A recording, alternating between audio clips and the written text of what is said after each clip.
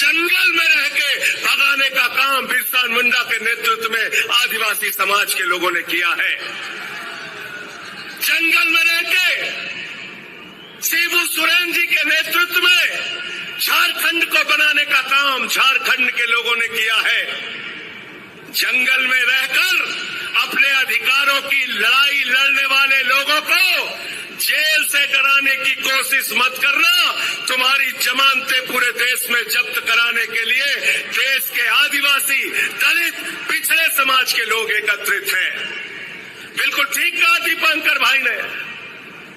पूरे हिंदुस्तान में बाबा साहब डॉक्टर भीमराव अंबेडकर जी का संविधान चलता है। हम सब लोग बाबा साहब डॉक्टर भीमराव अंबेडकर के संविधान को मानते हैं। भारत तो बाबा साहब के संविधान को मानता है, लेकिन भाजपाई नागपुर के संविधान को मानते हैं, नागपुर के संविधान को। और नागपुर का संविधान क्या कहता है? नागपुर का संविधान कहता है दलितों का आरक्षण खत्म करो, आदिवासियों का आरक्षण खत्म करो, पिछड़ों का आरक्षण खत्म करो, चुनाव खत्म करो, नरेंद्र मोदी की तानाशाही इस देश में लाओ। मैं आपसे कहना चाहता हूं, ये अंतिम चुनाव है मेरे भाइयों। इस बार चुनाव में इनकी जमानतें जब्त कराकर इनको हराने का काम करना और कहना जोहार झारखंड। मंच पर आसीन आज के कार्यक्रम की अध्यक्षता कर रहे हिंदुस्तान के आदिवासियों के सबसे बड़े नेता, दबे कुचलों के, वंचितों के सबसे बड़े नेता शिबू सोरेन जी, झारखंड के मुख्यमंत्री चंपई सोरेन जी, पंजाब के मुख्यमंत्री भगवंत मान जी, उत्तर प्रदेश के पूर्व मुख्यमंत्री अखिलेश यादव जी, जम्मू कश्मीर के पूर्व मुख्यमंत्री फारूक अब्दुल्ला जी, हमारे बीच में दो वीरांगनाएं बैठी हुई हैं, कल्पना सोरेन जी, सुनीता केजरीवाल जी। आज जब ये अपने घरों से निकल सकती हैं, तो हम सबकी जिम्मेदारी है कि आज नरेंद्र मोदी की सरकार से दो दो हाथ करने के लिए हम भी सड़कों पे उतरे, हम भी मैदान में आए। बिहार के अंदर भारतीय जनता पार्टी की दुकान बंद कराने का जिम्मा जिस नौजवान ने अपने कंधे पे लिया है, मैं बधाई देना चाहता हूं तेजस्वी यादव जी, जिस तरह से दिन रात मेहनत करके बिहार से भाजपाइयों का सफाया करने के लिए दिन रात मेहनत कर रहे हैं। प्रियंका चतुर्वेदी जी महाराष्ट्र के अंदर इनका पूरा गठबंधन लग के भाजपा को वहां से हटाने का काम कर रहे हैं। दीपांकर भट्टाचार्य जी और टीएमसी के नेता विवेक गुप्ता जी, कांग्रेस पार्टी के सीएलपी के लीडर, आप सबका मैं हृदय की गहराइयों से अभिनंदन करता हूं। और आज जो सामने यहां पर इतनी बड़ी तादाद में इकट्ठा हुए हैं, अपने नेता हेमंत सोरेन के लिए इकट्ठा हुए हैं, आप ये संदेश देना चाहते हैं, भगवान बिरसा मुंडा की धरती से नरेंद्र मोदी को संदेश देना चाहते हैं कि पूरे देश का आदिवासी समाज इस बार तुम्हारी जमानतें जब्त कराने का काम करेगा। बताओ तैयार हो कि नहीं तैयार हो? तैयार हो ना? तैयार हो? मैं दिल्ली से चल के आया हूं। 6 महीने मुझे नरेंद्र मोदी ने जेल में रखा। हमारे सबसे बड़े नेता अरविंद केजरीवाल जी जेल में है, मनीष सिसोदिया जेल में है, सत्येंद्र जेल में है, पूरी पार्टी को पकड़ के जेल में डाल रहे हैं। झारखंड के सबसे लोकप्रिय नेता भाई हेमंत सोरेन को तुमने जेल में डाल दिया मोदी जी। केजरीवाल का संदेशा है, पूरी दिल्ली, पूरा देश झारखंड के साथ है, आपकी लड़ाई में आपके साथ खड़ा है, डरने की जरूरत नहीं है।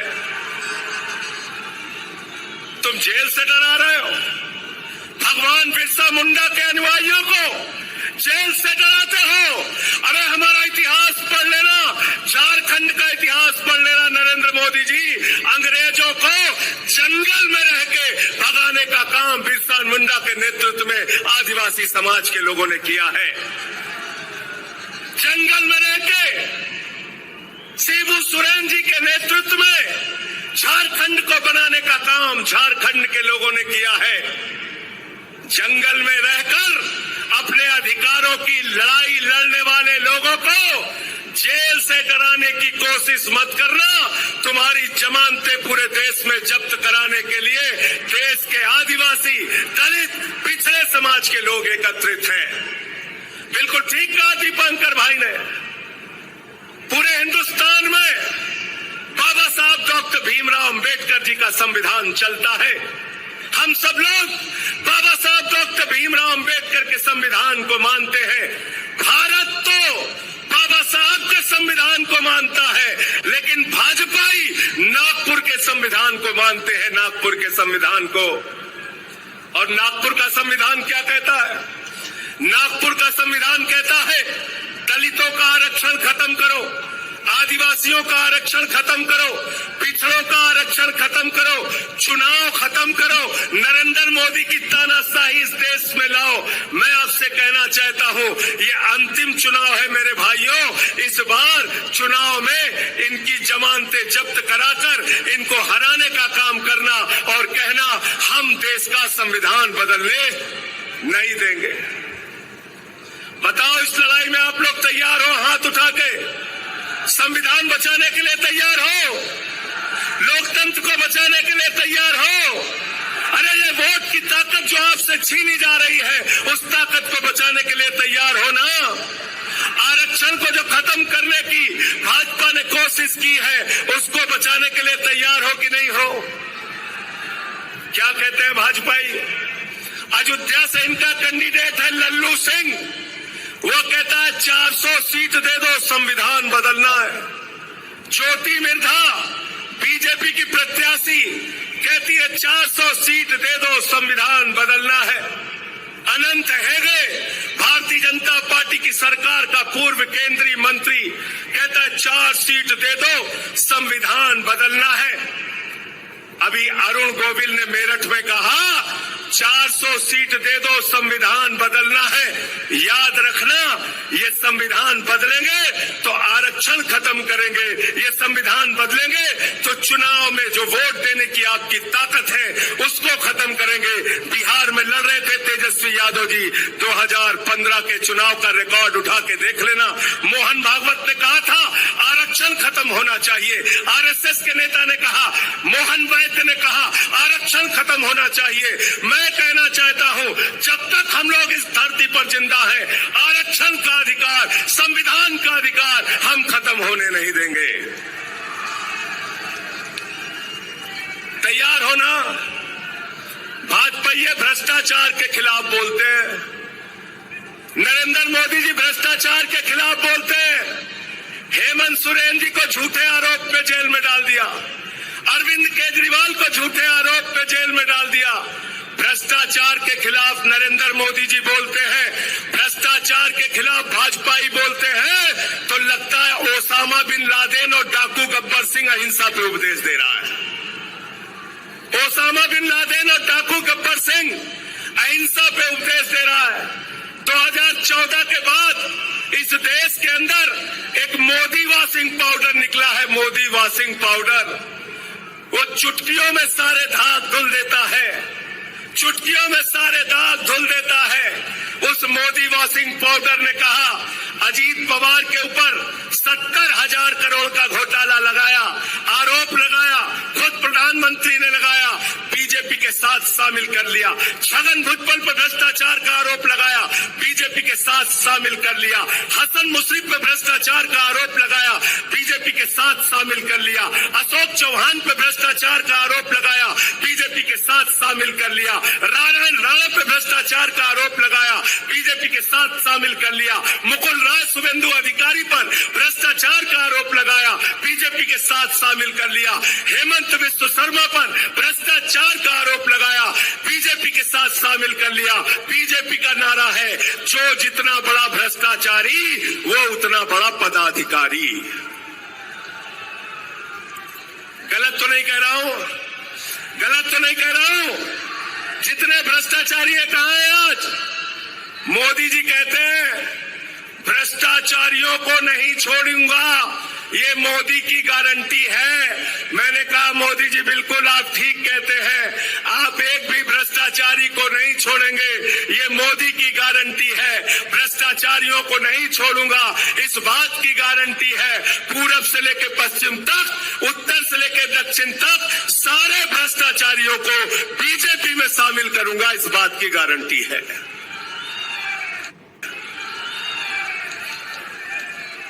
गलत तो नहीं कह रहा हूं? सारे बेईमान कहां हैं आज? सारे बेईमान किस पार्टी में है? जोर से बोलिए, जोर से बोलिए। बीजेपी में, बीजेपी में। और भ्रष्टाचार के खिलाफ प्रधानमंत्री बोलते हैं, भ्रष्टाचार के खिलाफ आवाज उठाते हैं। अभी हमारे भाई सीएलपी के लीडर कह रहे थे बुजुर्गों के लिए पेंशन की योजना आप लेके आए, स्कूल बनाया, अस्पताल बनाया। केजरीवाल जी प्रचार करते हैं, कहते हैं स्कूल बनाएंगे, अस्पताल बनाएंगे। हेमंत सोरेन जी प्रचार करते हैं, कहते हैं स्कूल बनाएंगे, अस्पताल बनाएंगे, बुजुर्गों को पेंशन देंगे, आदिवासी समाज के लिए काम करेंगे, दलितों के लिए, पिछड़ों के लिए काम करेंगे। भगवंत मान जी, अखिलेश यादव जी अपनी रैलियों में जाते हैं, तेजस्वी यादव अपनी रैलियों में जाते हैं, कहते हैं स्कूल बनाएंगे, अस्पताल बनाएंगे, पेंशन देंगे, बेरोजगारी भत्ता देंगे। नरेंद्र मोदी जी चुनाव प्रचार में जाते हैं, कहते हैं भाइयों और बहनों, गांव गांव में कब्रिस्तान है तो शमशान होना चाहिए कि नहीं होना चाहिए? क्या कहते हैं? क्या कहते हैं? भाजपाई शमशान बना सकते हैं, आपके बच्चों के लिए स्कूल और अस्पताल नहीं बना सकते। याद रखना, याद रखना। इसलिए आपसे निवेदन और विनती करने के लिए आया हूं, और दिल्ली के मुख्यमंत्री केजरीवाल जी का संदेश, उनके तरफ से धन्यवाद और आभार देने के लिए भी आया हूं। जब कोरोना के समय में दिल्ली के अंदर लोगों की जान जा रही थी, प्रधानमंत्री से हमने कहा ऑक्सीजन दे दो, प्रधानमंत्री जी ने कहा ताली बजाओ कोरोना ठीक हो जाएगा, थाली बजाओ कोरोना ठीक हो जाएगा, दिया जलाओ कोरोना ठीक हो जाएगा। लेकिन आपके झारखंड के मुख्यमंत्री के हम सब लोग एहसानमंद हैं कि झारखंड के मुख्यमंत्री हेमंत सोरेन ने कहा दिल्ली वालों को ऑक्सीजन झारखंड की धरती से जाएगी, हम दिल्ली के लोगों को मरने नहीं देंगे। ये आपका एहसान है, हम भूले नहीं है। इसलिए आपसे कहना चाहते हैं इस लड़ाई में हम आपके साथ हैं। हमारी 2 वीरांगनाएं यहां पर बैठी हैं। अरे जब घरों से हमारी माताएं बहनें लड़ने के लिए निकल पड़ी, तो आप बताइए हम क्यों पीछे रहेंगे? पीछे रहेंगे क्या? हम लोग पीछे रहेंगे क्या? सीना तान के आगे बढ़ के इस लड़ाई को लड़ने का काम करेंगे। कई बार भ्रम फैलाने की कोशिश की जाती है, मोदी जी से ज्यादा काबिल नेता कौन है? मोदी जी से ज्यादा काबिल नेता कौन है? मैंने कहा अखिलेश यादव जी, भगवंत मान जी, केजरीवाल जी, या तेजस्वी यादव जी, या दीपांकर भट्टाचार्य जी, किसी से भी पूछ लो, कोई ये नहीं कहेगा कि नाली के गैस से चाय बन सकती है। कहेंगे क्या आप लोग? कहेंगे? कहेंगे? मोदी जी क्या कहते हैं? नाली के गैस से चाय बना लो। बिहार में गए भाषण देने, कहने लगे सिकंदर जब बिहार में आया था तो बिहारियों ने मार के भगाया था, सिकंदर कभी बिहार गया ही नहीं, सिकंदर कभी बिहार गया नहीं। हमारे यहाँ गोरखपुर में गए, कहने लगे बाबा गोरखनाथ, संत कबीर, बाबा गुरु नानक देव एक साथ बैठ के मीटिंग करते थे। तीनों के जीवन काल में पता नहीं कितने कितने सालों का अंतर है। मोदी जी झूठ बोलने की फैक्ट्री है। मैं कहना चाहता हूं, अगर मोदी जी की गारंटी है तो एक ही गारंटी है, झूठ बोलने की गारंटी, और उनकी पार्टी का नाम है भारतीय झूठा पार्टी। 2 करोड़ रोजगार पे झूठ बोला आपसे, किसानों की आय दोगुना करने पे झूठ बोला आपसे, महंगाई खत्म करने पे झूठ बोला आपसे, आपकी जिंदगी में बदलाव लाने का वादा किया था। कहते थे भाइयों और बहनों, घर से से निकलना तो गैस का सिलेंडर देखकर निकलना। मैं संजय सिंह झारखंड के लोगों आपसे कहने के लिए आया हूं, जब अपना वोट देने के लिए जाना तो घर का सिलेंडर भी देख के निकलना, और जो मोटरसाइकिल है जिसमें 120 रुपए लीटर पेट्रोल भरवाया है उसको भी देख के निकलना। सिंचाई के लिए जो टेबल इस्तेमाल करते हो जिसमें 100 रुपए का डीजल तुमने प्रति लीटर भरवाया है उसको भी देख के निकलना। अरे सरसों के तेल का डिब्बा भी लेकर निकलना जिसमें 250 रुपए लीटर तुमने सरसों का तेल खरीदा है। महंगाई आसमान पे पहुंचा दी, बेरोजगारी आसमान पे पहुंचा दी। आपसे कहते हैं, हिंदुस्तान के 82 करोड़ लोगों से कहते हैं 5 किलो राशन पे जिंदा रहो, 5 किलो राशन पे जिंदा रहो, और अपने दोस्त अडानी को पूरा हिंदुस्तान नीलाम कर रहे हैं। कर रहे हैं कि नहीं कर रहे हैं? झारखंड की बिजली किसको जा रही है भाई? किसको जा रही है झारखंड की बिजली? बांग्लादेश को। किसको जा रही है? झारखंड की अडानी की बिजली जा रही है बांग्लादेश को। आपसे कहते हैं बांग्लादेशियों को भगाना है, और अडानी को कहते हैं बांग्लादेशियों को बिजली पहुंचाना है। बिजली पहुंचाना है। 2.5 लाख करोड़ का कर्जा अडानी को, सेल अडानी को, रेल अडानी को, बिजली अडानी को, पानी अडानी को, कोयला अडानी को, गैस अडानी को, पोर्ट अडानी को, एयरपोर्ट अडानी को, पूरा हिंदुस्तान अडानी को, और नौजवान के हाथ में 4 साल की नौकरी, अग्निवीर योजना की नौकरी। हिंदुस्तान के अंदर आप देश की जनता को बेवकूफ बनाना चाहते हैं। नरेंद्र मोदी जी, यहाँ पर बैठे हुए लोग, इंडिया गठबंधन के लोग इंडिया के लिए काम करेंगे, और नरेंद्र मोदी और उनकी पार्टी अडानी के लिए काम करेगी। याद रखना, अडानी के लिए काम करेगी। और इसलिए आपसे हाथ जोड़कर विनती करने के लिए आया हूं, निवेदन करने के लिए आया हूं। वोट देने के लिए जाना तो हेमंत सोरेन जी का चेहरा याद करके जाना। जिस तरह से उनके ऊपर अत्याचार किया गया, कल्पना सोरेन जी यहाँ पर बैठी है, सुनीता केजरीवाल जी बैठी है, जिस तरह से केजरीवाल जी के ऊपर अत्याचार किया गया, आज उनको जेल में रखा गया है। उनको इंसुलिन की दवा नहीं दी जा रही है। जो आदमी दिल्ली के लोगों के लिए दवा का इंतजाम करता है, आज उसको दवा नहीं दी जा रही है, इंसुलिन नहीं दी जा रही है। इस कदर अत्याचार, इस कदर जुल्म, इस तरह से तानाशाही, और देश में कहते हो 400 पार, 400 पार, अंतिम में 400 पार की हकीकत बता के अपनी बात को खत्म करूंगा। पिछले 10 साल में ऐसे झूठे नारे देके आपको गुमराह करने का काम बीजेपी वालों ने किया। बंगाल में गए, बोले 200 पार, 200 पार, 200 पार, आई वहां पे 77 सीट। दिल्ली में गए, कहने लगे 45 पार, 45 पार, 45 पार, आई वहां पर 8 सीट। झारखंड में आए, बोले 65 पार, 65 पार, 65 पार, यहाँ पे इनकी 20-23 सीट आई। हरियाणा में गए, बोले 75 पार, 75 पार, 75 पार, आई वहां पर 40 सीट। मिजोरम में गए, बोले 21 पार, 21 पार, 21 पार, आई वहां पर 1 सीट। ये 400 पार का नारा फर्जी नारा है। इस बार इनको कहना है तड़ी पार, तड़ी पार, तड़ी पार। 400 पार को क्या कहना है आपको? क्या कहना है? क्या कहना है? क्या कहना है? तड़ी पार। इनको तड़ी पार कर देना आपकी। आप सबको सर झुका के नमन करता हूं। इतने उत्साह के साथ अपने नेता के लिए आप यहां इकट्ठा हुए हैं। बड़े अफसोस की बात है, ये 2 कुर्सियां यहां पे खाली हैं, लेकिन 4 जून के बाद ये 2 कुर्सियां भरी हुई आपको मिलेंगी।